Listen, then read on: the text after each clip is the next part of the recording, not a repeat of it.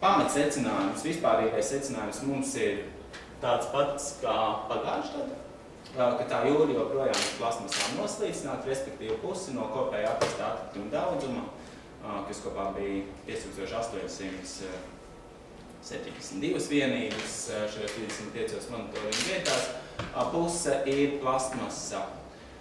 Otrajā vietā mums ir izvirzījies stikls un keramika, kas arī nav liels pārsteigums, un to top 3 noslēdz papīrs un kartons. Kas mums ir pārsteigums, nedaudz komentējot datus, pārsteigums mums noteikti bija akmeņogos.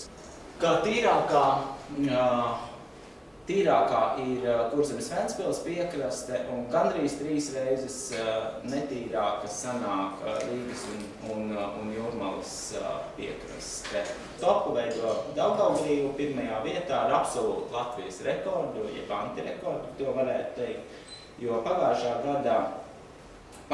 gada lielākais rekords, ko uzstādīja Engur un ko mums šķita, ka neviens nepārspēs, kādus gadus bija 570 vienības, un es atceros, ka mēs visi jutāmies diezgan nepatīkami pēc tā konkrētā monitoringa, bet Daugavgrīva to šogad pārspēja. Otrajā vietā Vecāts, trešajā vietā Lapmešas ciems, ceturtajā Zvejnieka ciems, tad nāk Kolka, Pāvilos, Roja un Vakarpuļa. Tas ieguvums šajā visā ir tā cilvēcība, kaut kādā brīdī arī atteikšanās no saviem personiskajiem mērķiem, no kaut kādām egoistiskām lietām, spēja sadzīvot, kas, man liekas, daudz ko arī iemāca. Kaut kā tā būt kopā.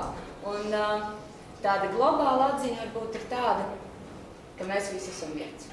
Padzīvojot pie jūras, cilvēki tik ļoti sadraudzējās ar jūru, un tās sajūtas ir pilnīgi savādākas pēc tam, un tad gribot, negribot, tur ir tā sajūta, ka tā jūra ir jāsaudzē.